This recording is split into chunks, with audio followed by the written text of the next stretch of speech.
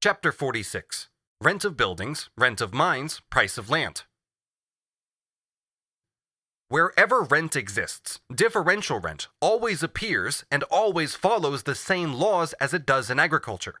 Wherever natural forces can be monopolized and give the industrialist who makes use of them a surplus profit, whether a waterfall, a rich mine, fishing grounds, or a well-situated building site, the person indicated as the owner of these natural objects, by virtue of his title to a portion of the earth, seizes this surplus profit from the functioning capital in the form of rent. As far as land for building is concerned, Adam Smith has discussed how the basis of its rent, as with all non-agricultural land, is governed by agricultural rent proper. This rent is characterized first by the preponderant influence that location exerts here on the differential rent, very important, for example, in the case of vineyards and building land in big towns. Secondly, by the palpable and complete passivity displayed by the owner, whose activity consists simply in exploiting advances in social development, particularly in the case of mines, towards which he does not contribute and in which he risks nothing, unlike the industrial capitalist. Finally, by the prevalence of a monopoly price in many cases, and particularly the most shameless exploitation of poverty, for poverty is a more fruitful source for house rent than the mines of Potosi were for Spain. The tremendous power this gives landed property, when it is combined together with industrial capital in the same hands, enables capital practically to exclude workers engaged in a struggle over wages from the very earth itself as their habitat. One section of society here demands a tribute from the other for the very right to live on the earth, just as landed property in general involves the right of the proprietors to exploit the earth's surface, the bowels of the earth, the air, and thereby the maintenance and development of life. The rise in population and the consequent growing need for housing is not the only factor that necessarily increases the rent on buildings. So too does the development of fixed capital, which is either incorporated into the earth or strikes root in it, like all industrial buildings, railways, factories, docks, etc., which rest on it. It is impossible, even with Carey's good intentions, to confuse house rent, inasmuch as this is interest and amortization for the capital invested in the house, with the rent of land pure and simple, particularly when, as in England, the landowner and the speculative builder are completely different persons. Two elements come into consideration here. On the one hand, the exploitation of the earth for the purpose of reproduction or extraction. On the other, the space that is required as an element for any production and any human activity. On both counts, landed property demands its tribute. The demand for building land raises the value of land as space and foundation, while at the same time there is a growing demand for those elements of the Earth's physical constitution that serve as building material. We have already given an example of how in cities that are experiencing rapid growth, particularly where building is carried on factory style, as in London, it is ground rent and not the houses themselves that forms the real basic object of speculative building. See Volume 2, Chapter 12, the evidence of a major London speculative builder, Edward Capps, before the Bank Acts Committee of 1857. He says there, in evidence number 5435, quote, "I think a man who wishes to rise in the world can hardly expect to rise by following out a fair trade. It is necessary for him to add speculative building to it, and that must not be done on a small scale, for the builder makes very little profit out of the buildings themselves. He makes the principal part of the profit out of the improved ground rents. Perhaps he takes a piece of ground and agrees to give £300 a year for it. By laying it out with care and putting certain descriptions of buildings upon it, he may succeed in making 400 or 450 a year out of it, and his profit would be the increased ground rent of 100 or 150 a year, rather than the profit of the buildings, which in many instances he scarcely looks at all."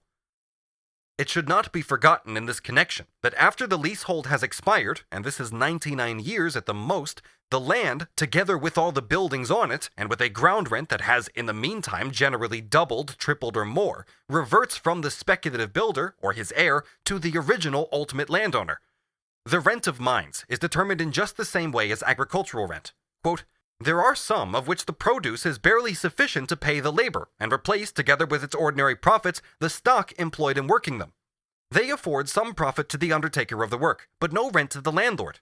They can be wrought advantageously by nobody but the landlord, who, being himself undertaker of the work, gets the ordinary profit of the capital which he employs in it.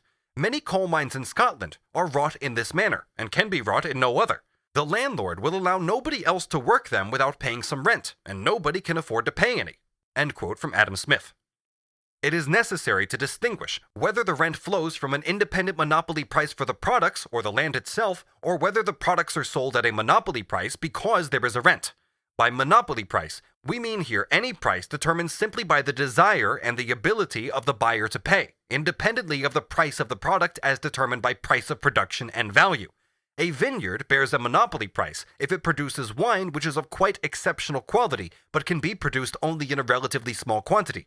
By virtue of this monopoly price, the wine grower, whose excess over the value of his product is determined purely and simply by the wealth and the preference of the fashionable wine drinkers, can realize a substantial surplus profit. This surplus profit, which in this case flows from a monopoly price, is transformed into rent, and accrues in this form to the landowner by virtue of his title to the portion of the earth endowed with these special properties.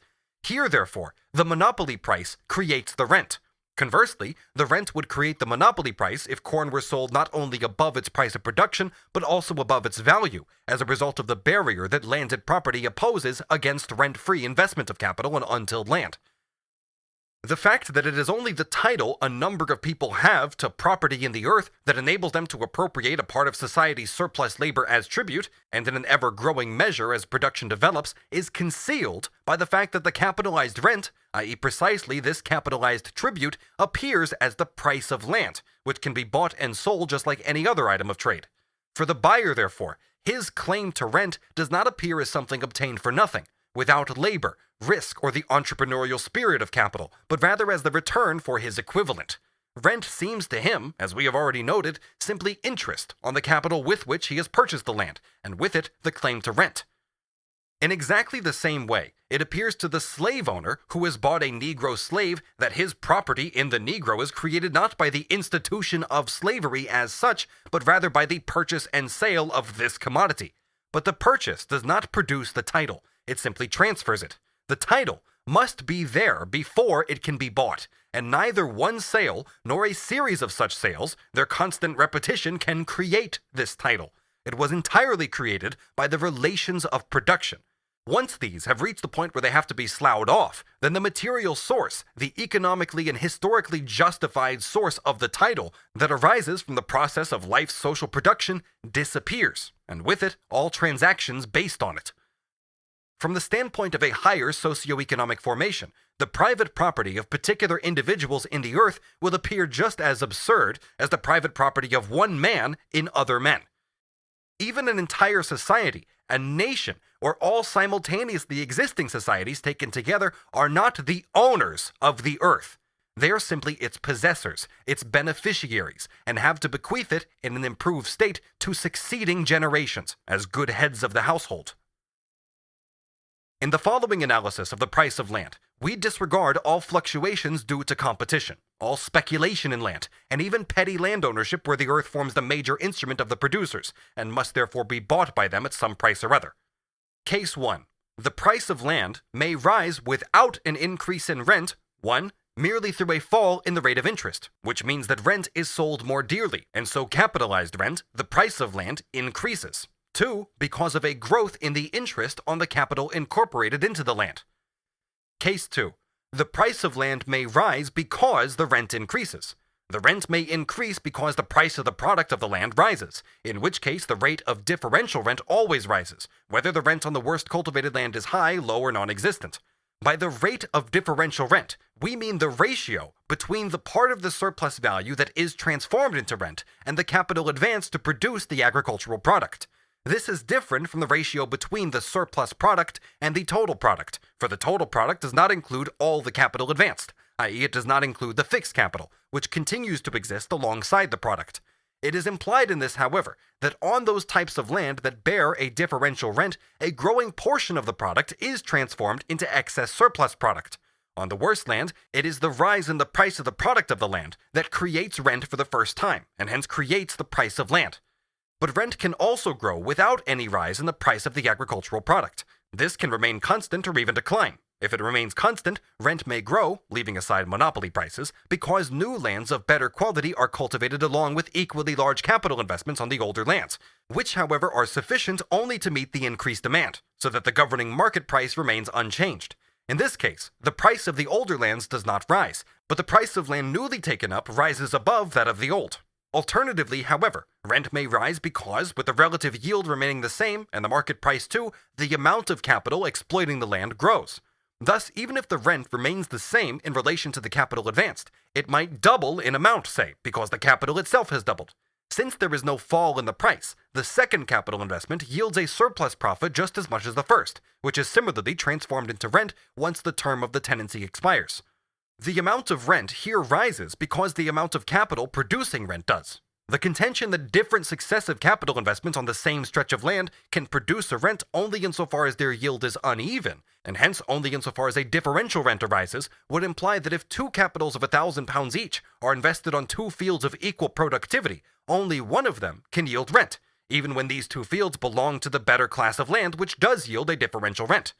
The sum of the rental, therefore, the total rent of a country, then grows with the amount of capital invested without a necessary rise in the price of the individual unit of land, or in its rate, or even mass of rent. The rental grows in its total amount in this case, in line with the spatial expansion of agriculture. This can even be combined with a fall in the rent on individual holdings. Were this not so, this contention would mean that capital investments on two different pieces of land alongside one another would obey different laws from successive capital investments on the same piece of land, although we have precisely derived differential rent from an identical law in both cases, from the growth and productivity of capital investment both on the same field and on different fields. The only modification here, which is overlooked, is that when successive capital investments are applied to land in different locations, they come up against the barrier of landed property, which is not the case with successive capital investments on the same land. This is the reason for the opposing tendencies by which these different forms of investment, in practice, set barriers to one another. There is no difference in the capital involved here. If the composition of capital remains the same, and similarly the rate of surplus value, the rate of profit remains unaltered, so that with twice the capital there is twice the amount of profit. The rate of rent also remains the same under these conditions. If a capital of £1,000 yields a rent X, then under the conditions assumed here, one of £2,000 yields a rent of 2X. But in relation to the area, it remains unchanged, since by our assumption, the doubled capital working in the same field has also risen to its level as a result of the rise in the amount of rent. The same acre that previously brought in £2 rent now brings in 4. The proportion of one part of the surplus value, the money rent, for money is the independent expression of value, to the land is, as it stands, absurd and irrational, for it is incommensurable quantities that are measured against one another here. A particular use value on the one hand, a piece of land of so and so many square feet, and value, in particular surplus value, on the other. All this means, in actual fact, is that under the given conditions, the ownership of these square feet of land enables the landowner to seize a certain amount of unpaid labor, which capital has realized by rooting in the soil like a pig in potatoes. At first glance, however, the expression is as if one were to speak of the ratio of a 5-pound note to the diameter of the earth. But these irrational forms, in which certain economic relationships appear and are grasped in practice, do not bother the practical bearers of these relationships in their everyday dealings. Since they are accustomed to operating within these forms, it does not strike them as anything worth thinking about. A complete contradiction holds nothing at all mysterious for them. In forms of appearance that are estranged from their inner connection and taken in isolation are absurd, they feel as much at home as a fish in water. What Hegel says about certain mathematical formulas applies here too, namely that what the common human understanding finds irrational is in fact rational, and what it finds rational is irrational. As far as the land area itself is concerned, a rise in the amount of rent is thus expressed in the same way as a rise in the rate of rent, hence the embarrassment when the conditions that would explain the one case are absent in the other. But the price of land can rise even if the price of its product declines. In this case, the differential rent may have increased by a further differentiation, and with it, the price of the better lands. Or if this is not the case, increased productivity of labor may have led to a fall in the price of the product, but with the increased production more than compensating for this.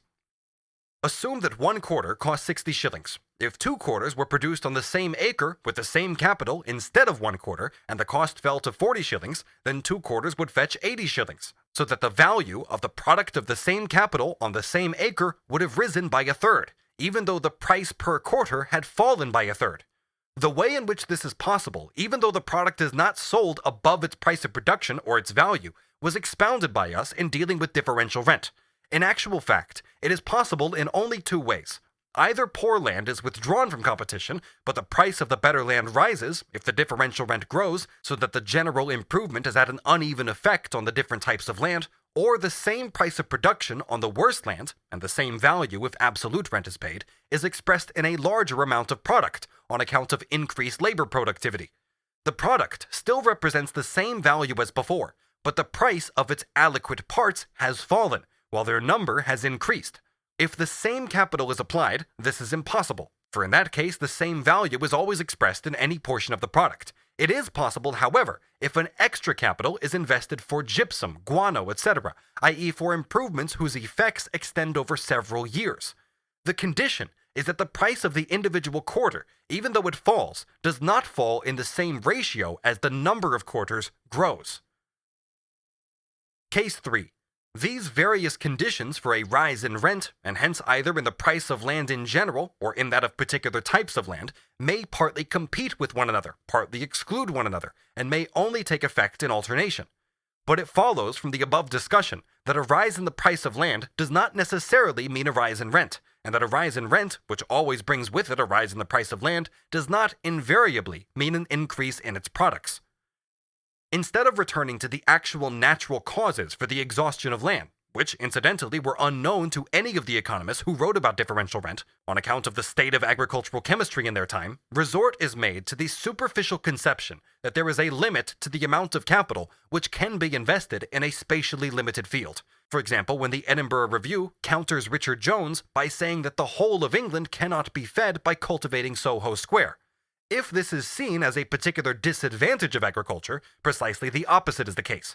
Here, successive capital investments can be made to bring fruit just because the earth itself functions as an instrument of production, which is not the case with a factory, where it functions only as the foundation, the site, the spatial basis of operations, or at least is only the case to a very small extent.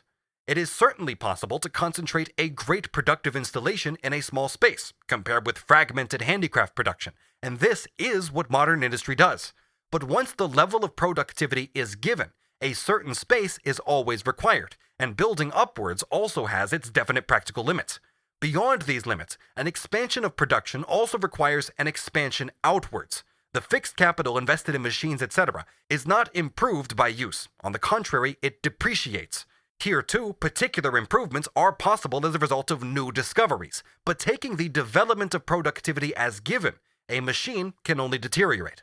When productivity develops rapidly, the whole of the old machinery must be replaced by a more advantageous kind, and it is therefore lost. The earth, on the contrary, continuously improves as long as it is treated correctly. The advantage of the earth, that successive capital investments can have their benefit without the earlier ones being lost, at the same time implies the possibility of a difference in yield between these successive capital investments.